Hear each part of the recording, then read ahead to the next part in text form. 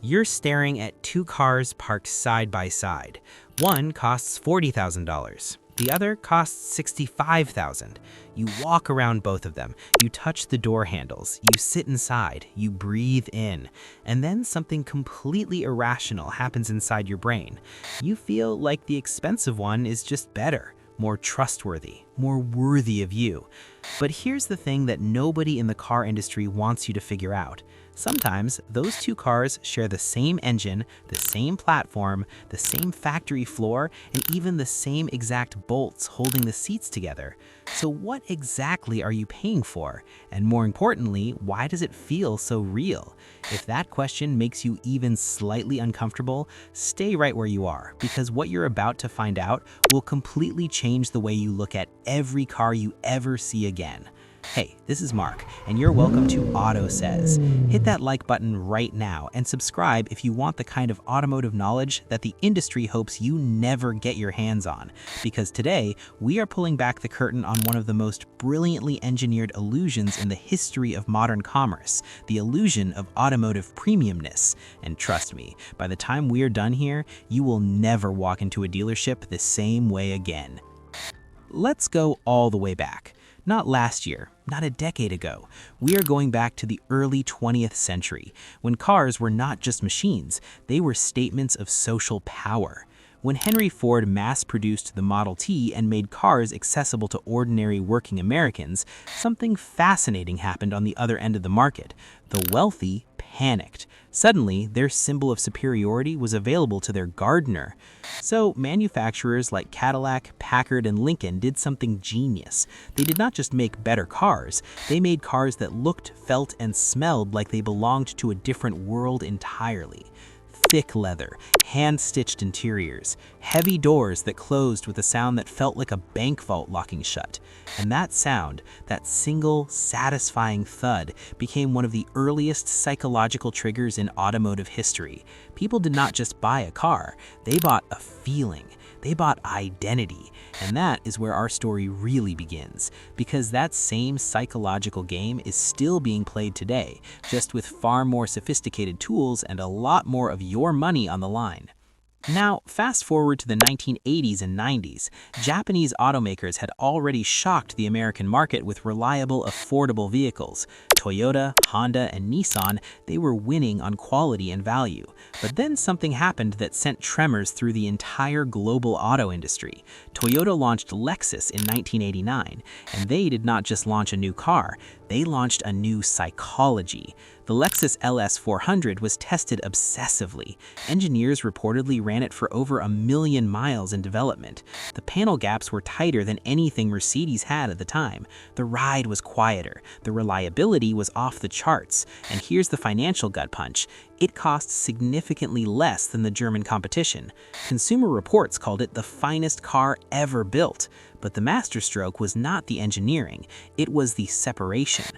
Toyota understood that if they sold a $60,000 car with a Toyota badge on it, Americans would laugh. So they created an entirely new name, an entirely new dealership experience, an entirely new world.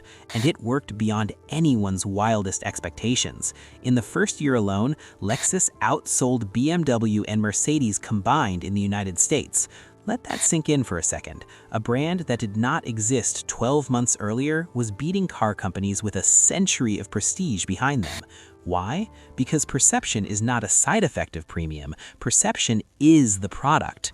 And speaking of perception, let's talk about something that quietly controls more of your car buying decisions than you have ever realized: the showroom. Think about the last time you walked into a luxury car dealership. The lighting was soft and warm, the floors were polished, the salespeople were not hovering over you like hawks, they were gliding. There was probably coffee, maybe sparkling water, and a waiting area that felt more like a boutique hotel lobby than a car dealership. None of that has anything to do with the car. None of it affects the horsepower, the safety ratings, or the resale value. But all of it is working on your brain in ways that neuroscience has since confirmed are deeply deeply powerful. When your environment signals luxury, your brain starts validating the price before you've even sat in the vehicle. It's called environmental priming, and the car industry has been using it for decades before researchers even had a name for it. Now here's where it gets really interesting and a little bit alarming, because the gap between what is premium and what feels premium has never been wider than it is right now. Take a hard look at what's called platform sharing. This is where multiple car brands, sometimes within the same corporate family, build their vehicles on the same underlying architecture. The Volkswagen Group is the most aggressive player in this game. Under one corporate roof, they own Volkswagen, Audi, Porsche, Lamborghini, Bentley, and Skoda, among others. The Volkswagen Touareg, the Audi Q7, and the Porsche Cayenne all share the same fundamental platform. The bones are the same, the engineering DNA is the same, but the Porsche costs roughly twice what the Volkswagen does.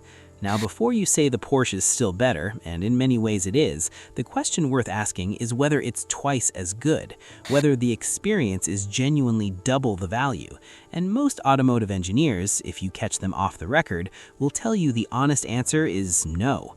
The premium you're paying is increasingly a premium for the badge, the brand story, and the emotional architecture that surrounds the vehicle rather than the mechanical one inside it. And here's a cliffhanger worth sitting with. What happens to your sense of premiumness when the brand story starts to fall apart? We'll get there, but first, let's talk money, because the financial dimension of this illusion is where things get genuinely jaw-dropping. The average new car price in the United States recently crossed $50,000. $50,000! 2 decades ago, that would have been a luxury vehicle. Today, that's a well-equipped trip truck.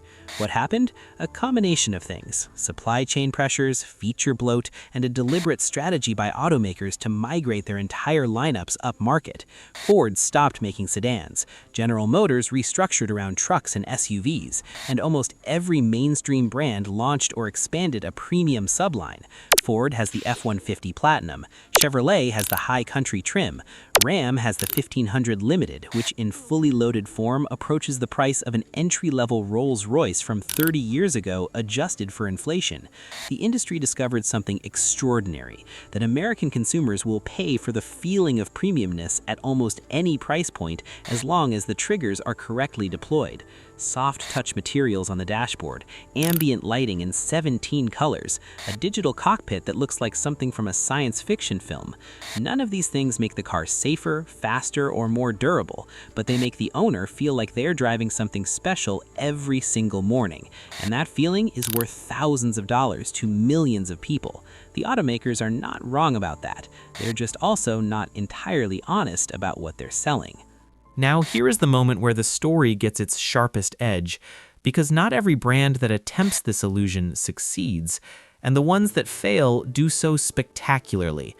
Remember when Cadillac launched the Cimarron in 1982? No? Here is why it matters enormously. General Motors was watching European luxury brands take market share and decided to fight back with a luxury Cadillac aimed at younger buyers. The problem was the Cimarron was essentially a rebadged Chevrolet Cavalier with leather seats, a few extra chrome touches, and a price tag that was thousands of dollars higher than the car it was based on. The automotive press destroyed it. Buyers felt cheated, and Cadillac's brand reputation took nearly 2 decades to fully recover. The lesson the industry took from that catastrophe was not to stop creating illusions, it was to create better ones, to invest more deeply in the sensory details, to get the door sound right, to hire perfumers, yes, actual professional perfumers, to design the smell of the interior. Because a car that smells like money, even if it is not, will make you feel like you made the right decision. And feeling right is what keeps customers loyal, what drives word of mouth, and what ultimately sustains a brand's premium positioning across generations. Which brings us to where we are right now, today, in the most fascinating moment in automotive history since the invention of the automobile itself. Electric vehicles are dismantling the traditional signals of premiumness at an astonishing speed. There is no engine roar, one of the most powerful emotional triggers in automotive history, so brands are synthesizing artificial sounds and piping them through speakers. There is no traditional gear shift, so interiors are being reimagined as living room spaces. Tesla came from nowhere and charged BMW money for a car that handled like a sports sedan and felt like a Silicon Valley product, and legacy luxury brands are scrambling. Because the new buyer, particularly the younger edge of our audience today, is increasingly immune to the old triggers. They are not impressed by chrome. They are not moved by heritage advertising showing old racing victories. They want software, they want sustainability, they want screens. And several brands that spent a century perfecting the old illusion are now having to build an entirely new one from scratch under enormous financial pressure, while simultaneously managing the expectations of the loyal customers who loved everything the old illusion stood for. It is one of the most high-stakes brand reinvention stories happening in real time across the global economy, and most people are watching it play out at the dealership without realizing the magnitude of what they are witnessing. So, where does that leave you, the person sitting on your couch right now who maybe has a car purchase coming up, or who is just now realizing that some of the choices they made in the past were influenced by forces they did not fully understand? Here is what the entire history of automotive premiumness actually teaches us, if we are willing to learn from it honestly. Value and perceived value are two genuinely different things, and knowing the difference is a financial superpower. The brands that make you feel premium without always being premium are not villains. They are extraordinarily skilled at understanding human psychology, and they have invested billions of dollars in deploying that understanding. But you now know the playbook. You know about the platform sharing. You know about the showroom priming. You know about the engineered door sounds and the hired perfumers and the deliberate separation of brand identity from product reality. And knowledge like that does not make buying a premium car wrong. It just means that when you do it, you are doing it with your eyes fully open. You are choosing the feeling consciously because you have decided it's worth it to you, and that is a completely different thing from being led there without realizing what was happening. The car industry is brilliant, the history is fascinating, and the financial stakes, both for the manufacturers and for the buyers, are staggeringly real. Now you are part of the conversation that most car buyers never get to have. And if this kind of truth-telling is what you want more of, you already know what to do. Subscribe to AUTOSAYS, hit that like button, and stay close, because we are just getting started.